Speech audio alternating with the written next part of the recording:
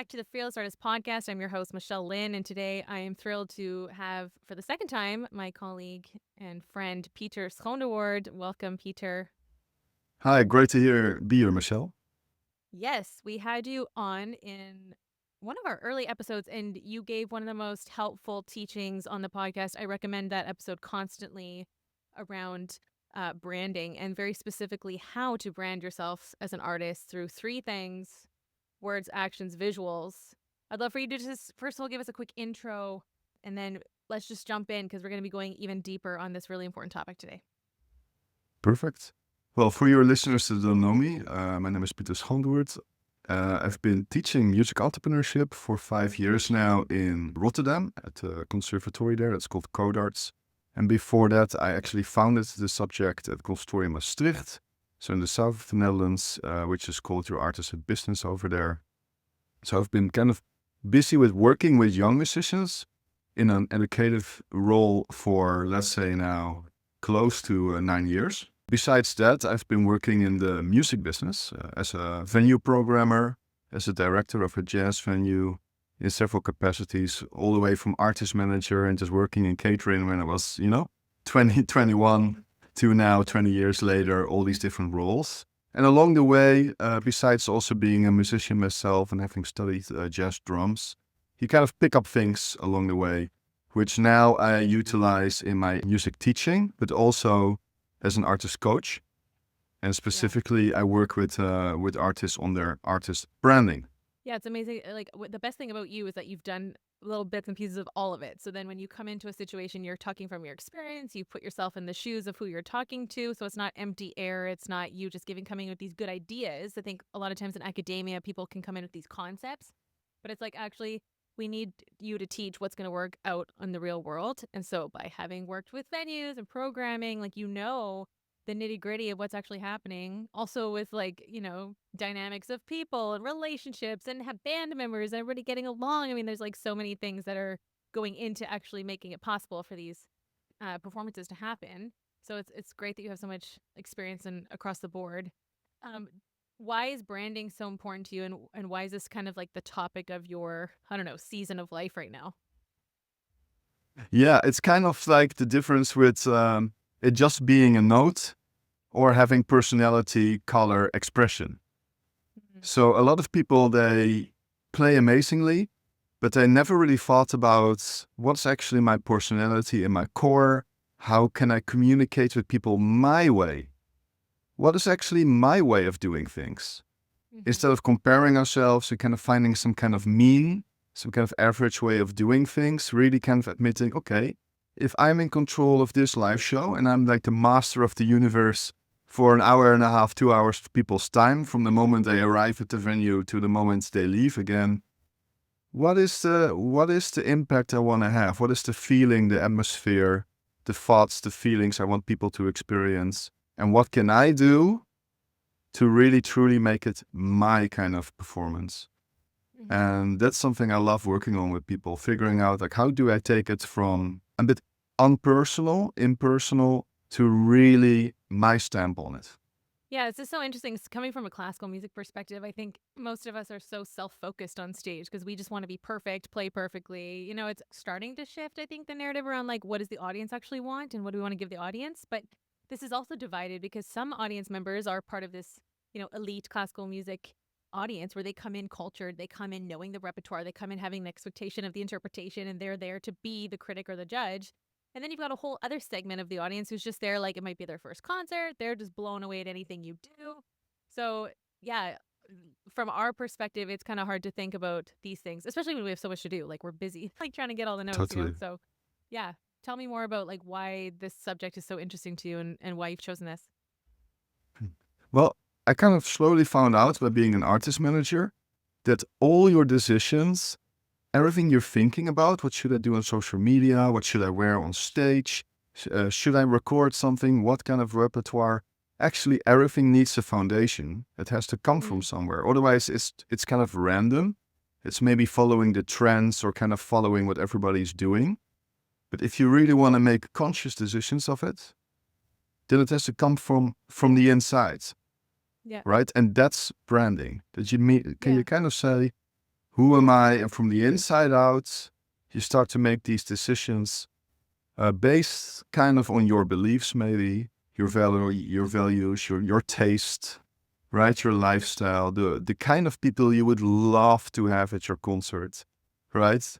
What changes when you think about those things? And that's where branding comes in. Yeah, it's amazing. Okay, well, I'm looking forward to diving in. So I know you just wrote an ebook. You had like 3 days unexpectedly off, and then just cranked out this 50-page ebook, which is free for download currently, right? We're gonna make sure we get that in the show notes. Perfect. Yeah, So if you're it is. listening, you're listening to the podcast, make sure you get your hands on that. But I'd love for you to dive in and tell us everything that's in there, starting with what core values or archetypes, whatever you want to start with.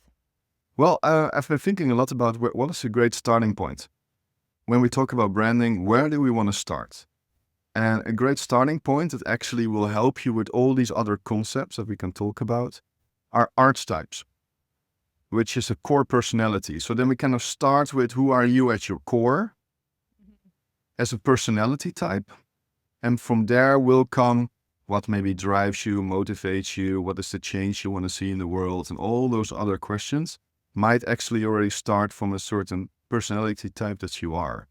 And the concept that's often used for corporations, but also for personal branding, and thus also for artist branding, by major labels, by managers around the world, is called archetype branding, which comes from Carl Jung, who wrote about having core universal personality types. That basically it doesn't really matter if you're here in the Netherlands or in China or anywhere else in the world. People will recognize that's the funny person. You know, she always cracks a joke. Well, that's called the jester. Or she's always a bit rebellious, right? She does her own thing. Doesn't want to adhere to the status quo. She is the rebel. Or somebody who's a bit more about control and leadership and status and has this confidence and power around them, and that's called the ruler. So I think we can all relate to these kind of universal personality types. And the idea is basically that through kind of self-reflection, you can do some tests, you can read up on all of those. There are 12 according to Jung, basically, that we kind of work with. It's kind of to figure out which one really resonates with me. And then you have the choice to either go for one. So let's say I'm an everyman. I'm the Ray Chen of classical music, right? I'm the Ed Sheeran of classical music, basically. That's kind of the example I usually use. Very approachable, accessible, low-key, relaxed. Somebody you feel I can just go into a pub with and hang out. Although she might be a superstar. Right? Doesn't matter. A bit like Adele as well in that sense. Somebody you just feel like normal person, we can just hang out. The everyman. So that's one of these archetypes. You kind of have to feel which one of these resonates. Then you can choose one which will help you to bring focus and clarity into it. So if you're an innocent, and for you, nature is important, your inner child, you're maybe a bit naive and a dreamer. You can think about, what does this mean for what I wear? You see often innocents wear white, kind of the color of innocence. Their live show might have more nature elements, like you have a plant behind you, right? So maybe you would fill your stage with plants or flowers, have them in your hair maybe. Write your lyrics about it or dedicate your songs to it or have nature sounds in your compositions, right?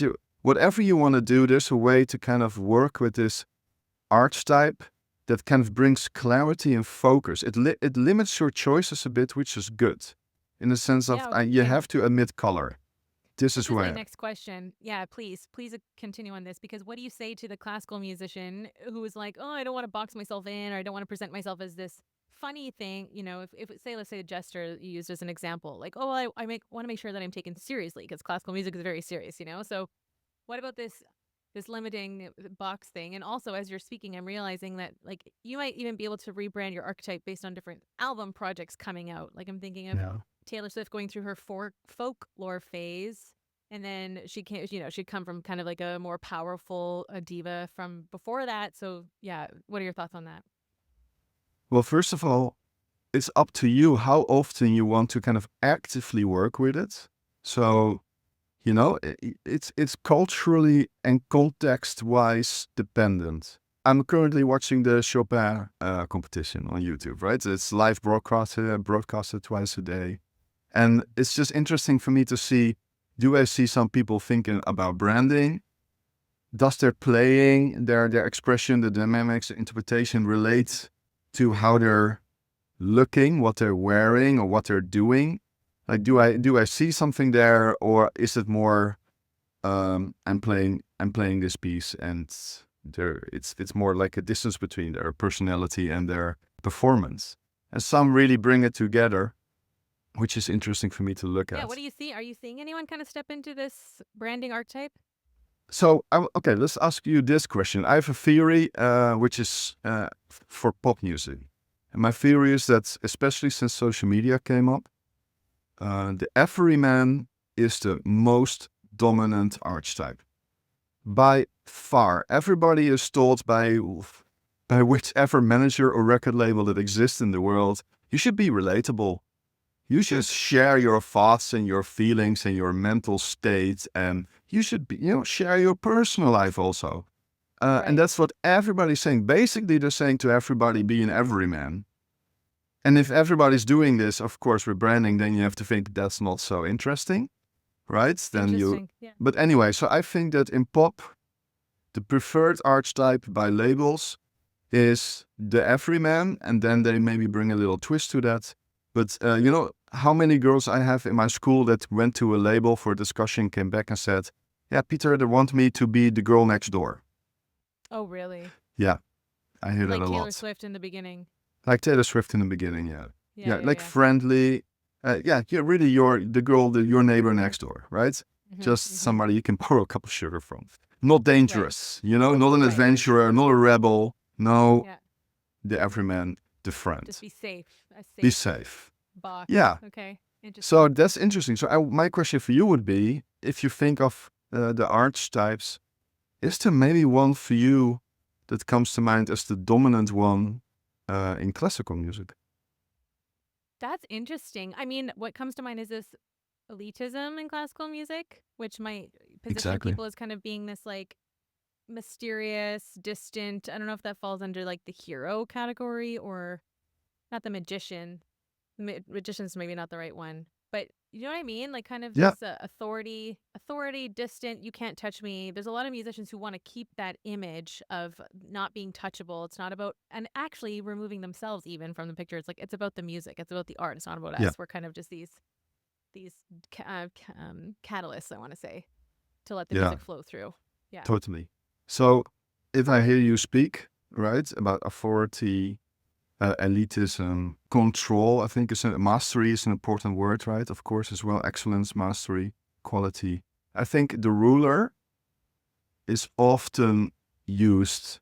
People show up in a really nice suit or a really good dress, and they walk with confidence and they sit with confidence and they kind of portray this, I'm the master of my craft and I'm here to give an amazing performance with control, right? Yeah. With a lot of control.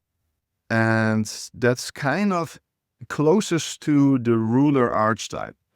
So that's what I see. Not everybody's doing that clearly, right? But it's kind of the dominant one, I think, in classical music, and it's probably related to what you just said about some people even thinking you're the vessel, so you should just sit there, not assume too much, and just let the piano speak. Yeah, yeah, yeah. Um, Although what you're saying about, excellence, quality, mastery, I think for a classical musician, that's core values that go through maybe all of 12 archetypes. Like whether or not you you're the know, jester or not, you still want to be like, no, like we've trained to such a high level and we've been taught to care so much about detail. So someone like Yannick, for example, the conductor, mhm. Nisa Segwe, I think he falls under more of a hero because he's done like first of all, apparently in rehearsal, he's extremely funny. He's always cracking jokes. He's very relatable with his orchestra. If somebody makes a mistake, like he'll burst out laughing. Like one of my good friends right now is his assistant right now. So she was telling me like the feedback from the orchestra. He's very open with them, but he still has this, I don't know what you were describing in the ruler, like this authority, this mastery, but this also this relatableness. That's Yeah. another interesting twist on it. That's nice. So yeah, I mean, if you are a certain archetype and you have to have a leadership position, then of course the way you do that, that's your style. And then a ruler will probably have a different approach to that, maybe a bit more authority, a bit more I'm the Beyonce of this and I will tell you what to do, could be, Right. right? And if you are a hero for whom justice is very important and equality and those kind of things, you might find a way to get people a bit more involved and part of the decision making, and you'll probably find more of a participatory leadership style. I'm just now guessing, right?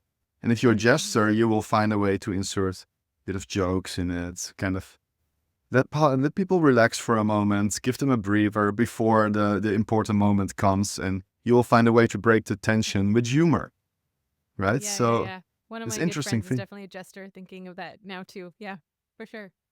But what do you, coming back to that question of like boxing yourself in, like what about people who don't want to be seen as the jester, even though they're fun? Because they're like, oh no, now people aren't going to take me seriously. Oh yeah, I get what you mean. So first of all, boxing in, let's start there, right? So the Yeah. idea is to stand out in people's minds. You have to Okay. give people a bit of hooks to remember you by.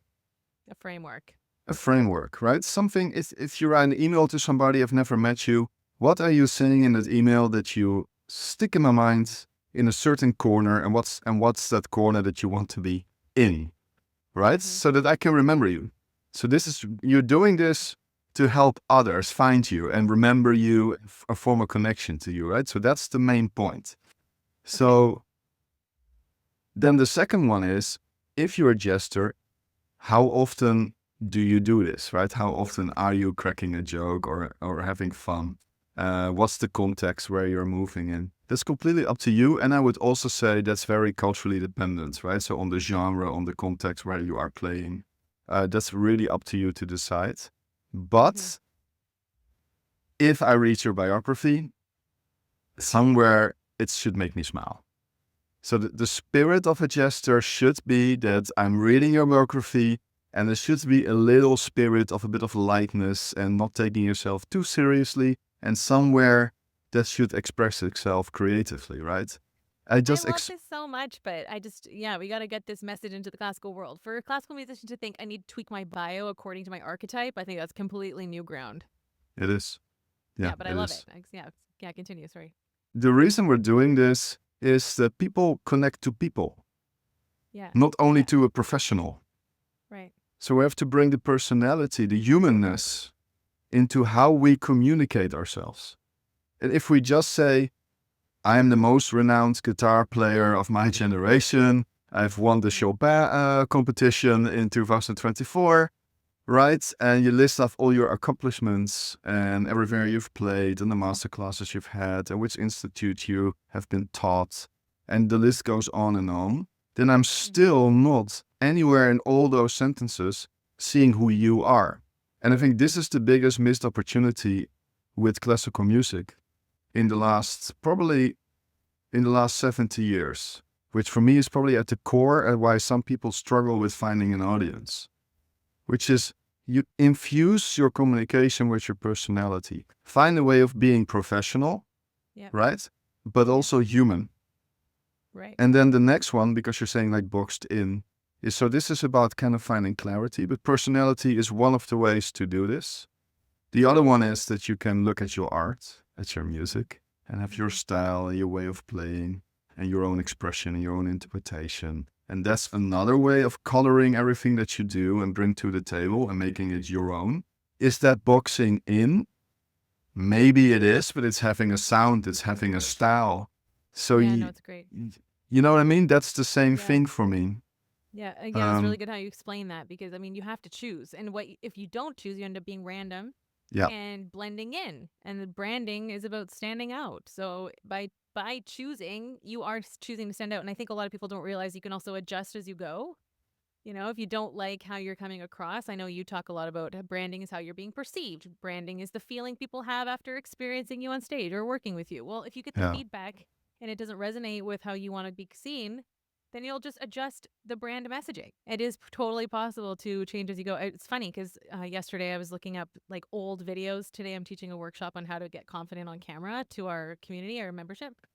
So I went back and I found like videos from 5 years ago to see how I've grown personally on camera and to show them like what not to do. And I found like the first version of our website, the Fearless Artist website, and it's like so off. I don't even remember it being that bad. And then it was like, oh wow, it's like so nice to see how we've adjusted the brand as we've gone, and also the tone, but also the core values and how you can strengthen and focus them and through all the messaging across the board.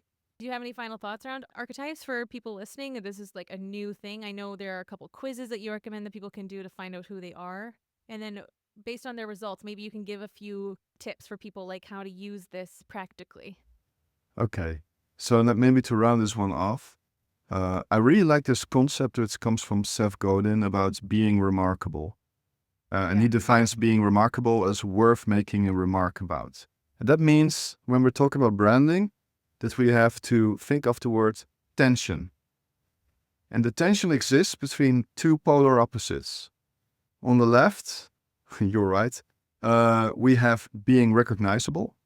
And recognizable means that I see you and I understand you are a violinist, you're a flute player, you make maybe Baroque or Romantic or classical in general, or you're contemporary. I kind of understand where are you living. Mm-hmm. Who are you, right? And that's the recognizable part. So that means we look at classical music as a whole. We see what kind of the customs, traditions, conventions are. How do people dress? Do they talk between pieces? Yes or no? How do they walk up? What do they post on social media? What is, let's say, the middle ground that makes people recognize who you are?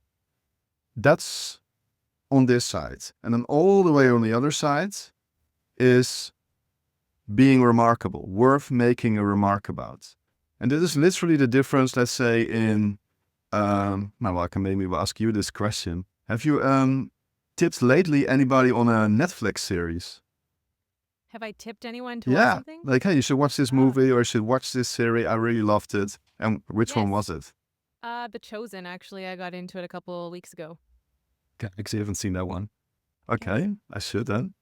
Well, for me, which one do I recommend to which one not is probably the average one that was kind of just a relaxation, kind of a relaxing experience. I just watched it to not be bothered too much and just have a chilled evening. Let's say that's not the one I recommend. You know, it feels like one in a dozen. I've seen this before. I know how the plot will go. There's nothing too Like unexpected happening. Like a rom-com. Yeah. Right? That's not the one I'm gonna phone you about and be like, Michelle, you have to see this. Right. I'm not gonna do that. But the one that stands out, like adolescence lately, right? A lot of people have been saying, oh, you should watch that one. It really stands out. It's one take per episode. The kid plays amazingly. The psychologist plays amazingly. The whole family just works beautifully. It's surprising what happens. It's shocking. It feels new and fresh. That's the one you recommend to certain people, not to everybody. I'm not going to recommend it to my father or mother. They don't want to see that, but I will recommend it to certain people. Well, this is what branding is.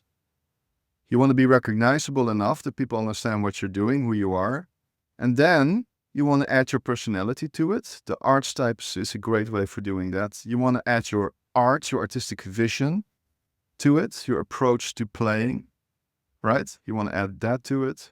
And then the third one that I also talk about is that you want to maybe also infuse your position in society. Who am I as an artist in this society?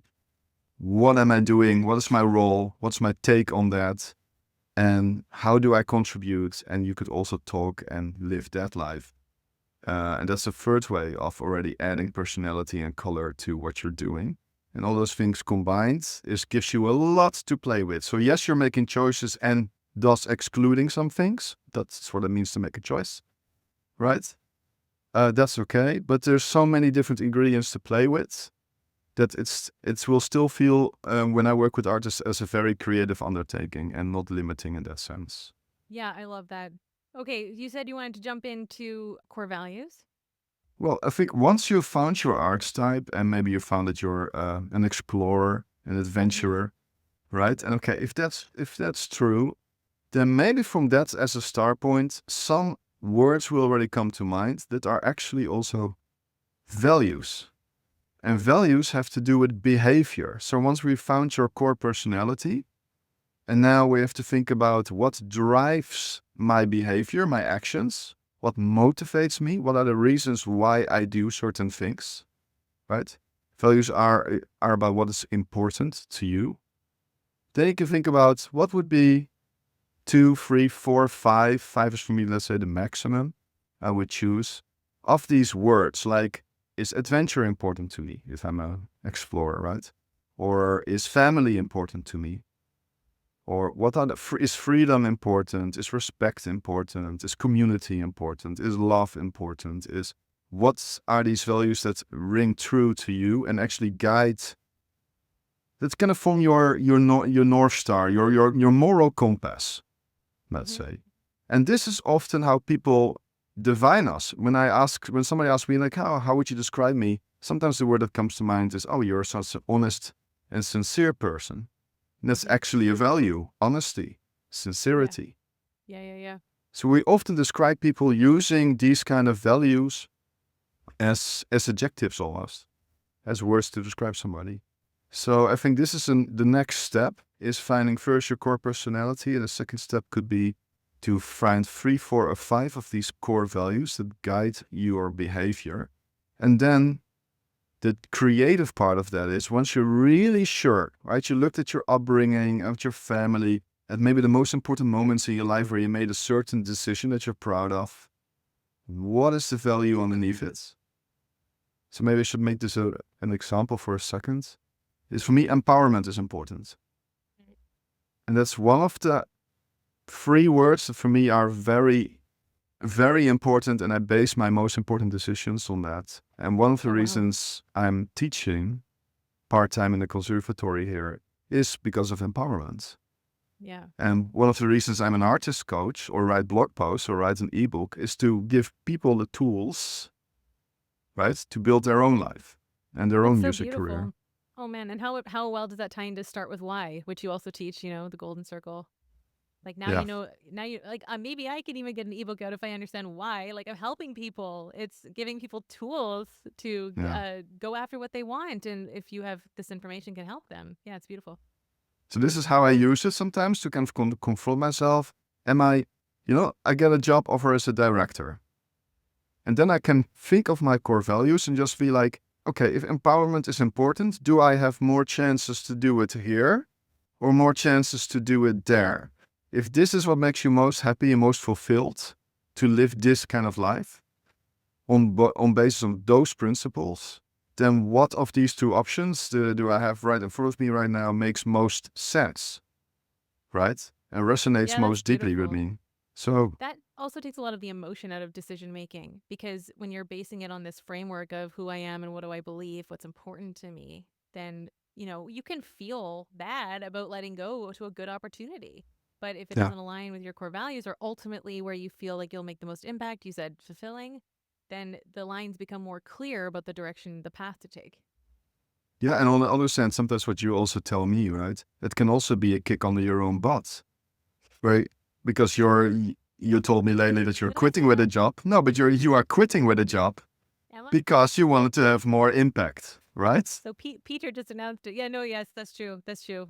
And right? Absolutely. And you helped me make that decision. So I owe you so much with helping see where are we called to be influencers, influential in which areas. And I absolutely love the conservatorium kids that we get to work with. And then, this podcast has just exploded so much, having people like you come in and get to teach our membership. Our membership has grown. So now I'm seeing, okay, I need to harness my time and energy into the Fearless Artist more, like as much as I can, besides my performing career. I can't be in too many split areas. So yeah, that's definitely been helpful to make that decision, although it was painful, especially when you disappoint people. Yeah, I think that's the hardest for me. I think but you also values is people pleasing. But what I like is that you also then push yourself. Like, hey, if this is important to me, is there a way that I can do this more, right? And that's so I like that. It can be a way to kind of kick something out, like have a choice, But it can also be a way of kind of pushing yourself. Like, okay, I am on this path, but could I do it even better? Could I do it even affect more people, work with more people, grow this community? So I think I really find having these values very empowering in I love that. itself. Thank you for sharing this. Yeah, I'm going to think about this some more. It's good. Well, the next question would be for me then is when I work with people, okay, but how do you discover your own core values, right? Like, where are they? And what I always like to do is kind of go through like 3 different ways of doing this. And hopefully one of them actually works, right? That's the goal. That's the goal. There are tools and not every tool is made for every person here, right?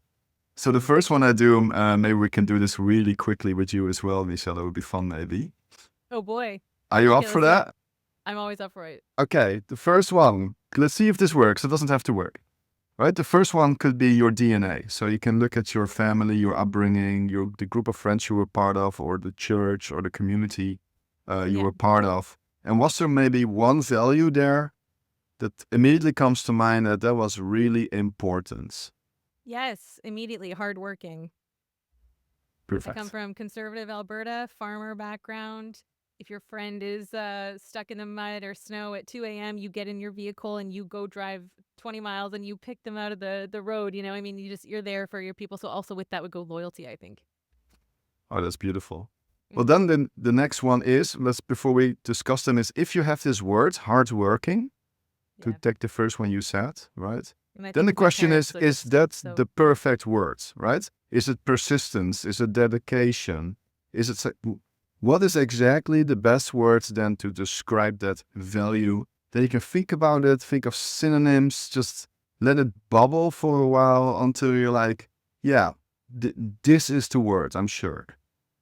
You know what I mean? That would be then how you can work on it. Yeah, I mean, persistence definitely. Grit comes to mind, like just like pushing through when things get tough. That you just, we're not giving up. We're going to find a way. And yeah, I think that has served my entrepreneurial spirit a lot, actually, because I just haven't given.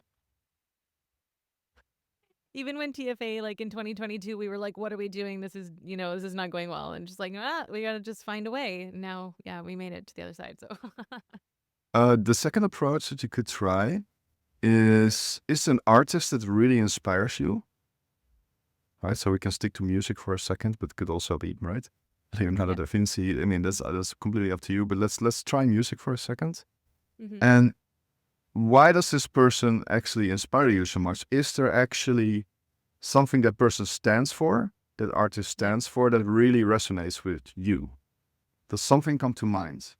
Yeah, and I mean, I might get some flack for this. So, like, I'm not going to talk from a musical standpoint, but the way that Taylor Swift interacts with her fan base and shows them like deep care and compassion and genuine appreciation, I have admired for a long time. And also her work ethic. I mean, she is like, I've just been in awe watching her tour, hearing how she prepped for it.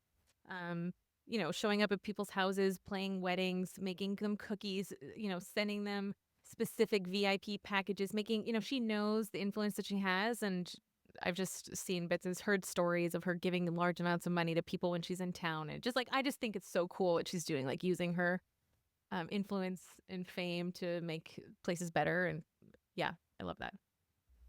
That's beautiful. Yeah, could be then, it doesn't have to be, these are just ways to find out, right?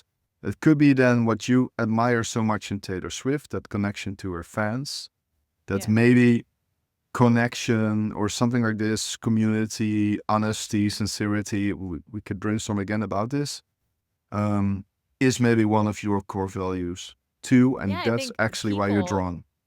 People have always been so important to me, and I think that's why we also invested so much in the Fearless Artist. Like from the beginning, we weren't paying ourselves. We were just spending hours and hours commenting on other people's Instagram posts, being like, "You sound amazing, great job, keep going." They're like, "Why are you doing this?" We're like, "I don't know, it's just in me. Like we just have to do this, Yeah, part of the calling. All right, and the last one I would recommend to people to try is to look at your own life. So look at yourself and figure out what was a really truly important key moment in my life where I had to make a decision and where you're proud of it, or the opposite, because we all have those, I think, as well, where we're kind of ashamed of it. We made the wrong decision, right? Yeah. What is the value underneath, the principle underneath that we either, right, acted upon or actually neglected. And what comes to mind, let's focus maybe on the positive, but is there a moment in life where you think like, I made the right decision there and that's that value? Interesting. I mean, I can always go to like a series of decisions around whether or not I gave up piano forever or not, and like when things got coming over to Europe and not knowing where to start, not having a school that I was working with, feeling alone and lost and on my own, isolated. It would have been really easy to just give up completely. Um, so I guess that just ties back into like this kind of grit thing, like Yeah. just stubbornness. Is that a value? Hey, I'm this, really stubborn. I will leave that to you. Right? Yeah. Yeah. Yeah, we I need don't know, more but stubborn the only people. reason I really wanted to just give up the whole thing, and I just felt sick inside. I felt like unwell, like something was, like eating at me. So I was like, okay, I got to keep piano. I don't know why, So yeah, maybe something around that. Perfect. Yeah, perfect. So this is the way how we can find it. And then, of course, the creative challenge becomes, if this is your value, what does this mean for you as a band leader, right? An ensemble leader, maybe even as a composer or as a performer. If you're really adventurous, what does this mean for how you interpreted the piece, right? Or play it, or start it, or end it? What happens? How do you select repertoire if you are truly an adventurer? So this is kind of the thing to think about. Like all the things you do, you can just make it a creative challenge. Be like, can I change one thing so it embodies more this core value? And I think already one core value is a lifetime of work, because you can do it everywhere and improve something everywhere. So I don't even need 5. I have 3 that I'm really convinced about. And that's for me more than enough to work with.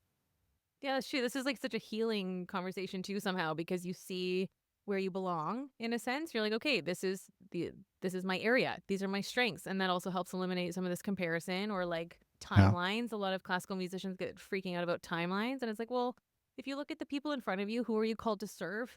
What gifts do you have that will help people around you? Start there. And then it kind of takes a lot of this pressure off to like catch up to everyone else who's ahead, especially because right Yeah. now, next season is being announced already.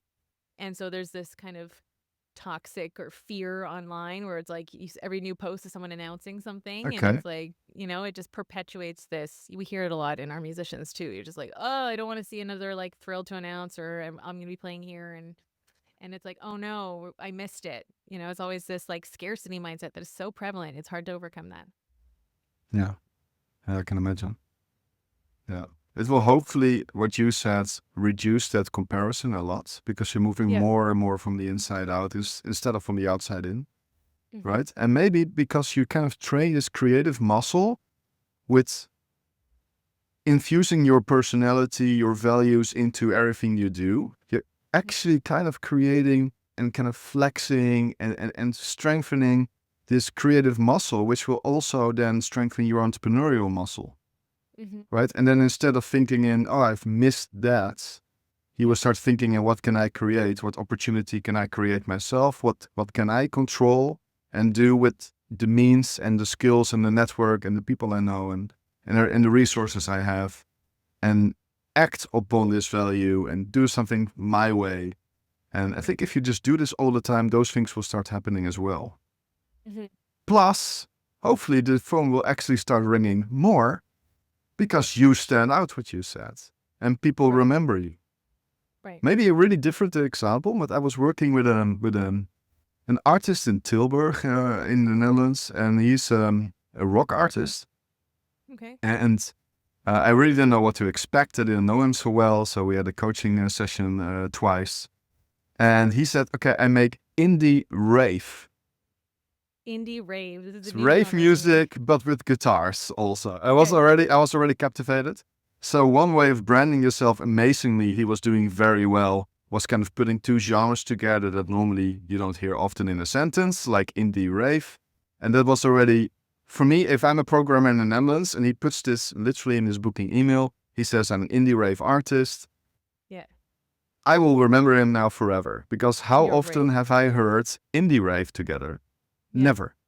Right. Right? So this is one trick, one way of doing it. But of course, he actually does it and he loves both. and he just wants to merge his passions, electronic music, right, rave music, and indie music, guitar, and find a way to do both, right? And which is interesting. So it's not fake, it's not a gimmick, but it actually works in a branding perspective, right? And then the second thing he did which was also super interesting, is he had such a good sentence. In branding, you call it a tagline. I'm not sure he was aware it was a tagline, but it totally functioned like it. And his tagline was very rebellious because he's a rebel and he's a jester as an archetype. So there's humor there and there's like a bit of attitude, right? Okay. I'm saying it from the head, but as long as NDMA is illegal, my music is the only legal alternative. Oh, wow. So kind of saying, Yeah. as long as you can't take drugs legally, Yeah. listen to my music, come to my live show. Yeah, you're right. It's funny. It's a funny way to say what he wants to say. It's funny, it's rebellious, it totally, because not everybody would talk about drugs, but maybe if you're a rock and roll rebel, you would.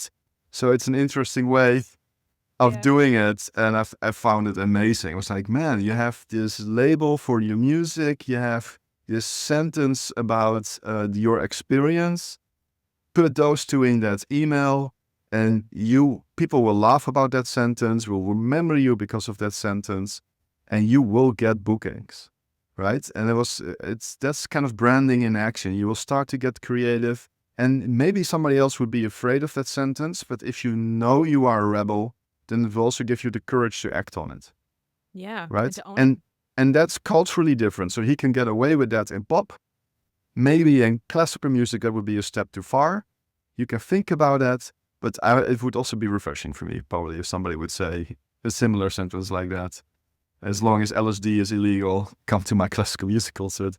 I would love it if somebody would say that. I would love it. I did have someone do cocaine at one of my candlelight concerts. You did this? Wow. Yes, they found him in the bathroom. They had to escort him out. I was like, if that's the vibe, I was kind of like, is that what you got from it? That's amazing. Yeah, there you go. Yeah. Okay, cool. That's really helpful. I love this. I feel like I need to book a artist branding session with you about my concert series. Because we're still, branding takes time. Like, I think it takes a long time to figure out what do you want to say, how do you want to be different, especially when you're playing, like, the quote same rep. The classical music canon is limited. We're not creating new things, although we do play, like, newer composers and stuff. But yeah, very cool. Lots of things to think about. Yeah, and I like that what you said. We spent a lot of existing repertoire, right? And then I think we've talked about this already before, but then it's really like, are people coming to hear Bach, or are people coming to hear your rendition of Bach? Yeah. Right? To experience you playing Bach and be part of that moment with you. Yeah. Specifically you. Mm-hmm. Right? And that's branding. Otherwise, Bach has an amazing brand. The goal is that you have that amazing brand. Right? That's the goal. So that's where branding comes in. Mm-hmm. I love that. So how can people find you? How can they get digging into this? Tell us about your ebook. All right. So, I'm active on Instagram and LinkedIn especially. So I'm a bit more of a long form creator. I like to write ebooks or blog posts. So I have a website called always look at the brandsideoflife.com. You can always find look at the brand side of life. Yeah, that's it. It's a long form brand name as well. Everything is long when I do. It's all long. I write some blog posts there. I will actually upload that book here soon. So add it on the resources on the website as well. But on LinkedIn or Instagram, you can write me, and then I can send the ebook to you by email or put it in the chat. So that's the easiest way. On Instagram, you are Pieter Schoonderwoerd, is that right? That's correct. We'll put it in the show notes, everybody. Make sure you follow Pieter. Pieter, if anyone listening, a classical musician, this is all new for them. They have to do one action point based on today's episode. What would you tell them to do? Well, what I would tell them to do is Google archetype branding and archetypes, see the 12 that exist, read up a bit, and maybe try to do 1 or 2 tests. Those are in the ebook as well, and see if something resonates. That's an amazing beginning. Do you actually find something that resonates with you? Yeah, it's a great thing. If you need a copy of the archetype ebook, just send us a DM on Instagram, the Fearless Artist Mastermind. Pieter, as always, thank you so much. This wealth of information, lots to dig in here. Just totally appreciate having you on. Same, Michelle. Thank you. Okay, everybody, thanks for listening, and we'll see you on the next episode. Make sure you screenshot and share this to your stories. And until next time, be fearless.